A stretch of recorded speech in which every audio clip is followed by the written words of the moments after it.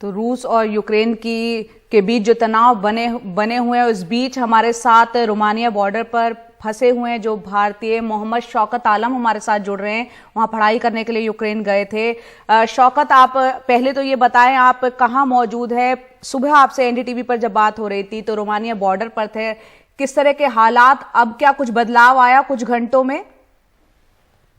Ma'am, अभी भी कोई बदलाव नहीं है। अभी भी हम बॉर्डर पे वैसे ही खड़े हैं जैसे उस टाइम खड़े थे। अभी भी इंडियन एम्बेसी का कोई रिस्पांस नहीं है। और मैं जब मेरे लास्ट टाइम इंटरव्यू के बाद थोड़ी ही देर बाद 2 एम्बेसी से कोई लोग आए थे, उन्होंने बोला वो हमसे कहे कि आप लोगों को कोई भी बंदे को अभी एंट्री नहीं दिया जाएगा जब तक हमें इंडियन गवर्नमेंट या यहाँ के एम्बेसी से ऑर्डर नहीं आता। हम आपको किसी को भी अंदर आने नहीं देंगे और एक भी बच्चे को इन्होंने अंदर आने को नहीं दिया है। मैं तो अभी ऑलमोस्ट मैं आपको सुबह में इंटरव्यू दिया था, मैं आया था फिर रात में 12 बजे के आसपास। बट कुछ बच्चे ऐसे भी हैं जो कल दिन में आए हैं 2 बजे के आसपास, अभी तक। स्टूडेंट्स को, आप और बाकी छात्रों को कितने घंटे हो गए हैं बॉर्डर पे खड़े हुए, और जहां से आप चले थे वो बॉर्डर से कितनी दूर थी वो जगह जहां से निकले हुए हैं आप लोग?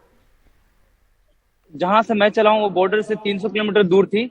पहले तो हम बच्चों ने खुद से बस जो है किराए पे लिया, उसके बाद खुद से आए, क्योंकि एक्चुअली उससे एक दिन पहले हमारे सिटी पे फायर अटैक हुआ था, जेट फायर अटैक हुआ था और सारे बच्चे डर गए। और हमारे यूनिवर्सिटी ने हमसे कहा था कि नेक्स्ट डे मतलब आज के सुबह को वो हमें लाने वाले थे, लेकिन उससे पहले ही शाम में हमें नोटिफिकेशन जारी किया गया कि इंडियन एम्बेसी ने कहा है कि कोई भी बच्चा बाहर नहीं जाएगा।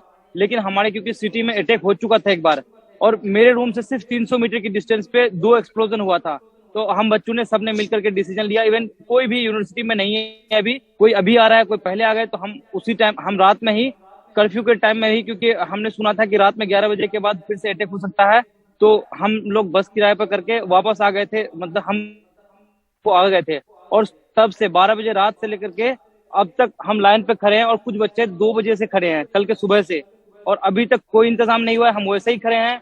और देखिए, आप लोग शायद देख रहे होंगे, सब के सब वैसे ही खड़े हैं, सारे बच्चे वैसे ही बॉर्डर पे खड़े जैसे थे, और इंडियन एम्बेसी की तरफ से कुछ भी नहीं किया जा रहा है। और इवन हमें ये यहाँ तक कहा जा रहा है कि कोई भी फ्लाइट नहीं है, आप क्यों आए।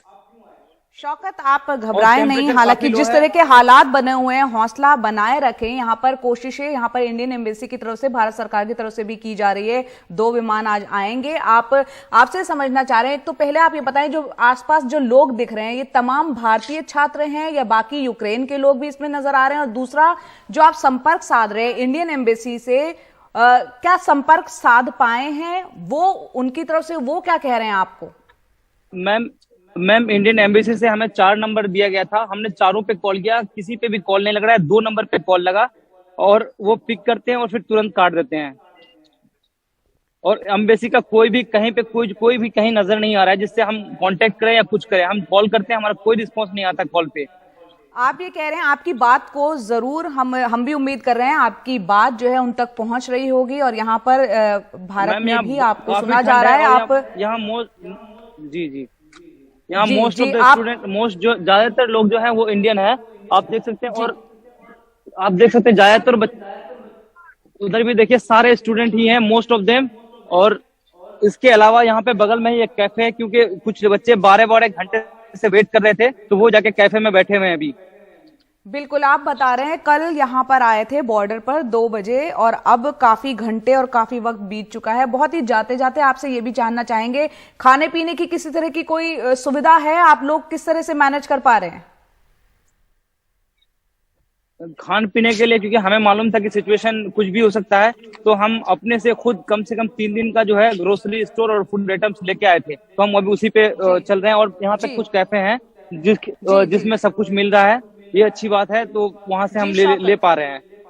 उम्मीद करते हैं आपकी बात को यहाँ पर इंडियन एम्बेसी जो वहां पर यूक्रेन में है वो भी सुन पा रही होगी, यहाँ पर भी सुन पा रहे होंगे, और जरूर आप लोगों को जो फंसे हुए हैं उनको वहां से जल्द निकाल लिया जाएगा।